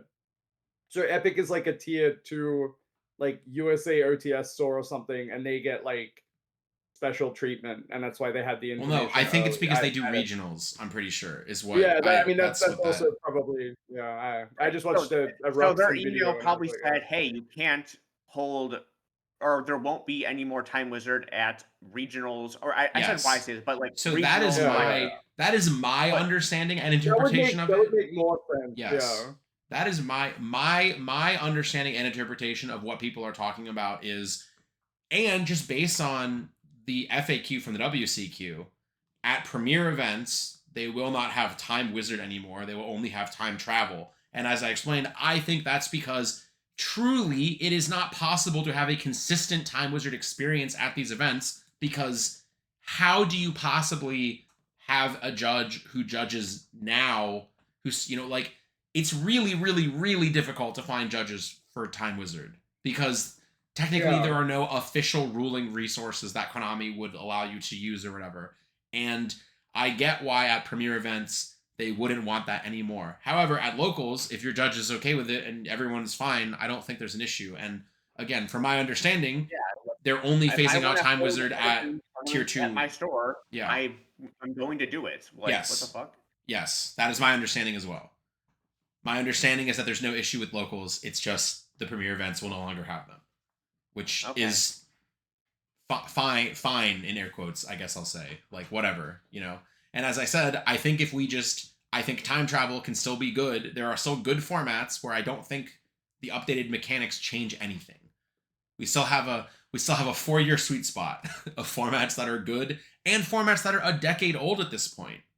Like, it's not even, you know, like... I would like to make the point, and this is something that I have just cooked in my own brain, and this is something that might actually be relevant. What if they weren't able to... Because nothing was actually branded Time Wizard, right? Like, there was no playmats that said Time Wizard. Like, there was nothing... There's not like a logo or anything. What if they could legally not call it Time Wizard anymore because they want to do bigger and better things, and they're gonna have like time travel plastered on like sleeves and stuff. I'm not even gonna speculate on that. That's Well, no, Maybe, because we're gonna go but- down to 10, but like that's the one thing that would make sense to me is like this is their push forward. Like you've already got the infrastructure there. Why would you get rid of Time Wizard? Like you could quite literally. Well, I don't think they doing have this the for a infrastructure. reason. That's exactly the No, problem. I'm saying, well, like people know like it's Time Wizard now. Like it's been 2 years. I hate calling it Time Wizard this, but it's stuck. Like, why would you change it to time travel now if you weren't Well, gonna because try it's to different. monetize It's it a in some way? different. It's a different. It's a different Yeah, rule set. but it wasn't. It wasn't until they decided to differentiate it on the FAQ, right? Like that's what I mean. Like, Yeah, because everybody got mad. They were gonna just change Time Wizard. They weren't gonna. So I don't think your Yeah. theory of So, rebranding random it means question. anything because they were gonna call it Time Wizard anyway. When they do old format stuff on Master Duel, do they have a name for it? I think it's called time travel. No, so they didn't have a name, but so that's why they're calling it time travel now, because time travel is the rule set that Master Duel uses, and they're trying to create some sort of parody. So Master Duel calls it time travel? I don't think they actually have a name for it. I think they just call it. They call it time travel. Yeah. They do. It was called the last one was called Tryout Duel Time Travel 2008. Ah, all right. Okay. Yeah. Some of this makes more sense. Okay, the other one was called Duel Trial Time Travel 2004 Top Win Streaks, and it was just like 2004 format on Master Duel. There you go. Yeah. So unless Master Duel meta like just read, no, they're all called time travel. Never mind. Yeah, okay, cool. Okay. Even on org. So it's starting to make way more sense to me now. Yeah. Well, I think that was the plan originally from, just based on the FAQ when they did eventually, or like on the FAQ when they said they were changing the rules, it literally said like, this is the format you've enjoyed on Master Duel or whatever. And it's like, eh. Okay. And it's like, well, is it the format we've enjoyed or is it the format we've tolerated?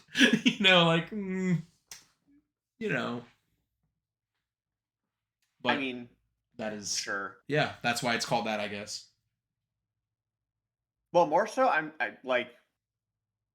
so Master Duel is like ran by like kind of like an entirely different entity. It is like not, the teams do not cross over between like TCG and Master Duel.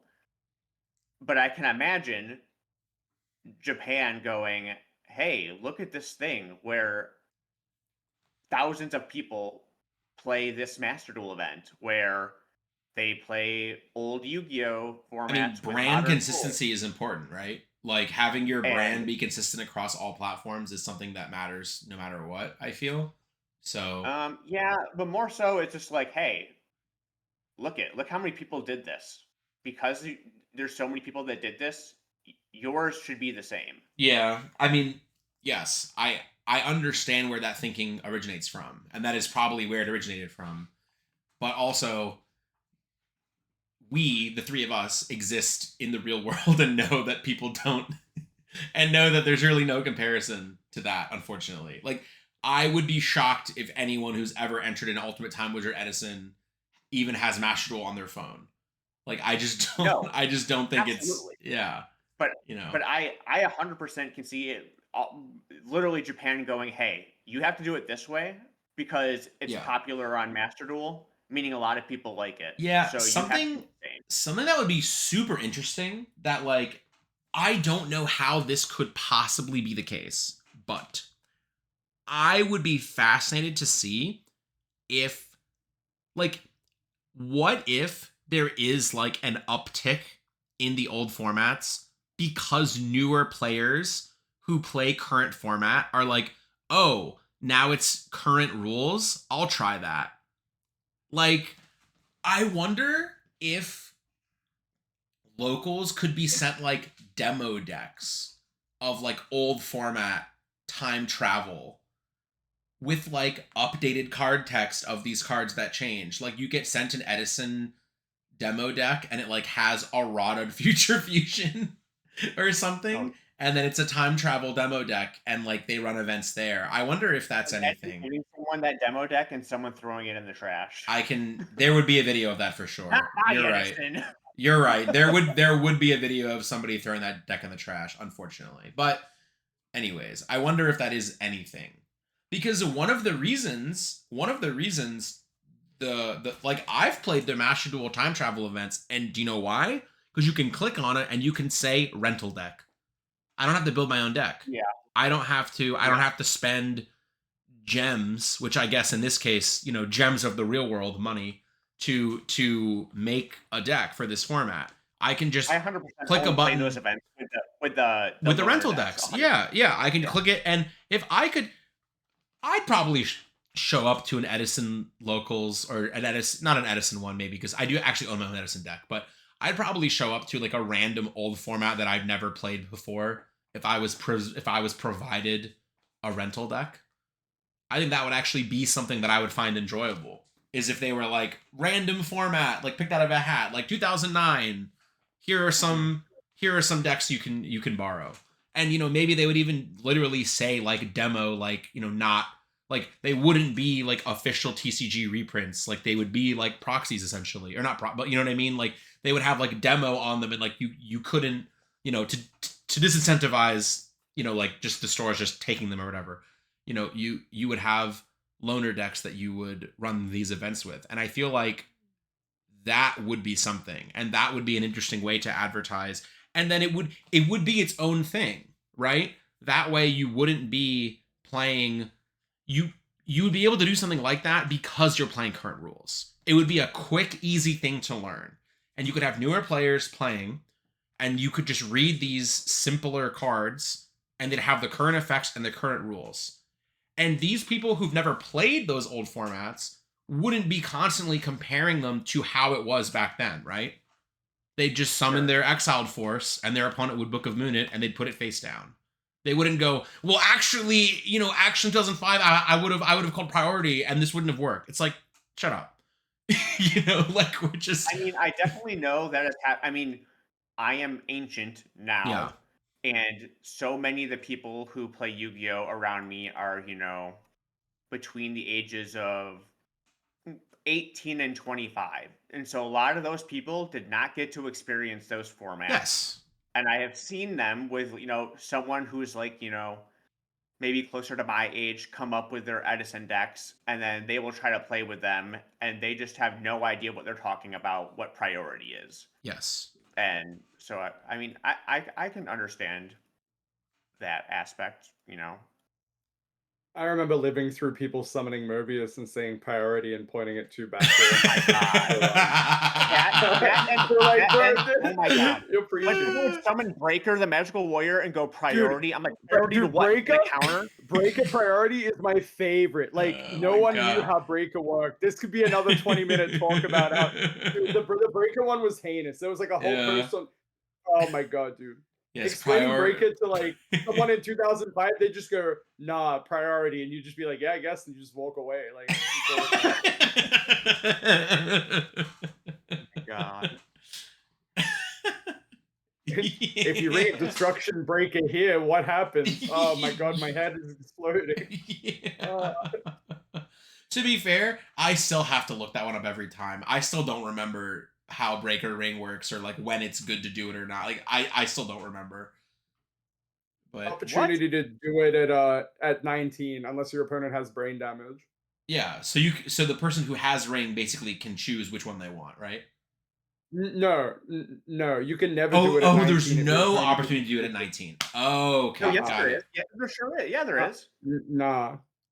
Yes, there is. Oh, this is great. With ignition priority, there isn't. Sorry, this is why we have time. This is why we have time travel rules, because because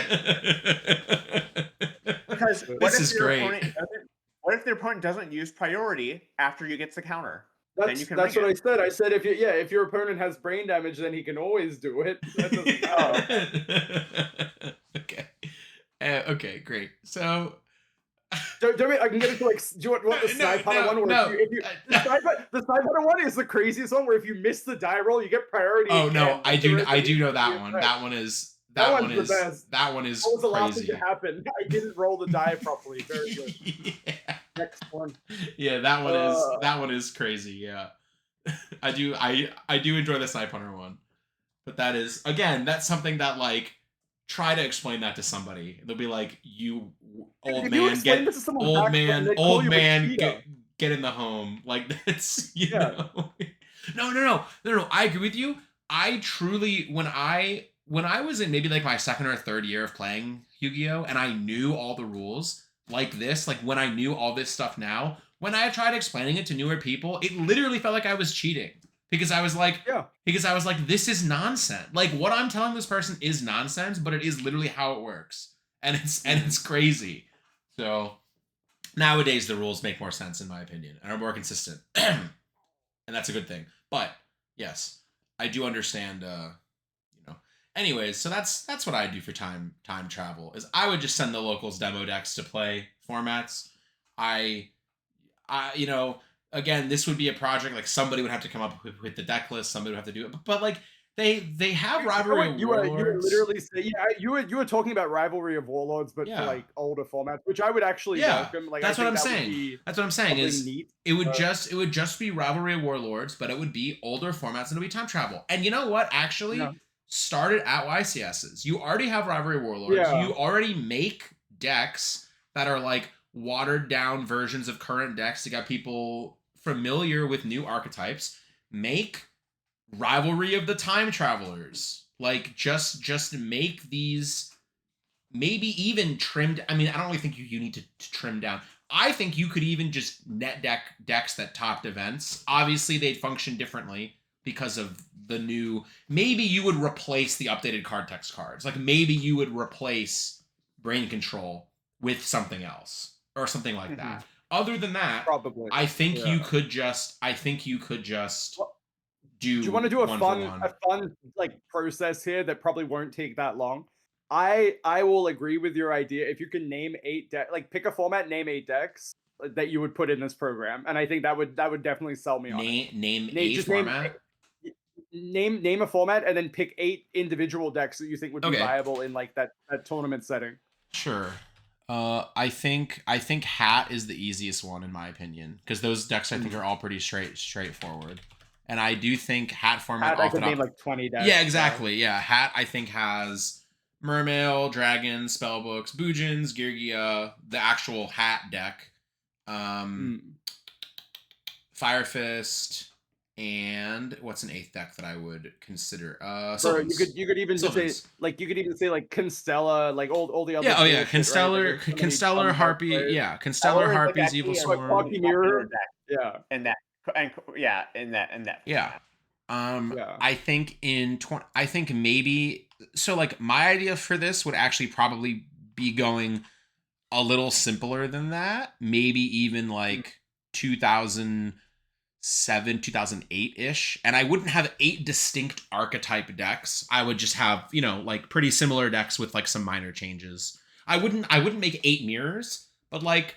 I think it would be fun. There's a 2007 format that I played with some friends a couple, like maybe a year or two ago. We made this seems random. We made a bunch of 2007 decks. Pretty good. Yeah. But that's because our friend like topped nationals in 2007, and then he wanted to, and we were like, oh, let's make the format that you topped. So we made that, and like we had one of Jeff's decks that Jeff topped the jump with. That was like the Skyscraper 2 Ocean deck, and that deck was really cool. And that could be a cool one too, right? 2007 with that kind of stuff again. The problem when you look at that though is like if you look at that pocket of 07, it was just all hero decks. It was like decks with 3 copies of Ryza in them. I'm surprised you said that format and not the September one where you had like I'm surprised weird decks. No, like Perfect Circle format has gotten popular because I feel like that was kind of popular back then. Like it was like the Machines, Perfect Circle. There was Monarchs. I think there was like some other stuff. I think it gets worse when everyone just has access to Crush Card, right? It definitely does. But when it's errata, yeah, true. Errata Crush Card. Hey, look, we fixed 07 format. If you go back and then you just like play that format in time travel format, it might actually be playable. That's what I'm saying. No, that's what I'm saying is I legitimately think there will be some formats that you play with time travel and be like, is this better? I have to check Disc Commander's errata. No, Disc Commander's errata is pretty bad. Wait, maybe it's not as bad as I think it is. I think it just can't draw the turn it. Yeah, you can't do it the turn it sent to grave. To be honest, I'm pretty pretty sure that's just like how it works. Like you barely summon it to turn it when That's what I'm. like. That's what in I'm that saying. format. That's what I'm Okay, saying that is. works. I think the only time was like with premature burial, basically. Yeah. Yeah, You literally summoned it off. You probably summoned it off Fearmonger, like more the often than Fearmonger one not. is yeah. Yeah. So yes, I agree. I actually think the Disc Commander errata isn't even that obtrusive to that format and might even make it a little bit better. Like it might even make it like a little bit more like slower skilled format, which is crazy to say. Because it means that I don't want to somebody look can't at just like that steamroll might with be that. a cool format. Yeah, I yes. kind of want to look at I that. agree. That might be interesting. That would be cool, wouldn't it? Okay, when I make the Yeah. timestamps for this section, the first half is going to Yeah, I be like time that. travel frowny face, and this half is going to be time travel happy face. That's what the timestamp is going to be. It'll be like, boo, time travel. Ooh, time travel's kind of cool. And like that'll be, yeah. So, yes, I'm glad that this kind of at least evolved into like how can we think of like cool ways to do this. And yeah, I think if we did I think if they had literally like rental, like, I think if you just hand somebody a deck, they will be so much more inclined to give anything a try. And that's also where I think the success of the Master Duel stuff comes from. Is when I opened my phone and I saw OCG GOAT format with current errata Ring of Destruction, I chuckled and played a couple games of it. You know? Because that's what was available. Like, I didn't have to do anything. And I feel like if we made a bunch of 2007 decks with Disc Commander errata, because also if somebody is playing this again for the first time, if it's like, if somebody is out of YCS, they didn't do on the main event, they're like, I don't really want to be constructed, like, what are my options? And they go like, well, we have these pre-made decks for current, and we have these pre-made decks for old formats. Somebody will probably go, oh, that sounds fun, and just sign up for one. And when they read Disc Commander, if they've never seen Disc Commander before, and they read the errata Disc Commander, they're not going to go like, this is different than the old one. They'll play the format, and then they'll resolve it on like turn 4 and be like, that was a very strong ability. I drew 2 cards in this very slow format, right? So I'm struggling to find cards that have been errata that truly like warp that format. Like it's literally just brain control. It's crush card. Like there's probably if you look at like the Nats list and like and Future Fusion, crush but card is not in half of these. Like yeah, sure. Future Fusion. Yeah, but I think that Future Fusion errata in a format that slow isn't even that crazy. I think it's pretty fine. The only decks that played it were just like literal like cheese decks, right? The like, machine decks, yeah. Overload. The machine and now overload you've decks, removed yeah. like another. But like you also had people playing like they play like Monarch with like splash in like Future Overload, and they would just try and kill you that way too. Yeah. Like after Cyber Time was banned, like yeah, that's solid. Yeah.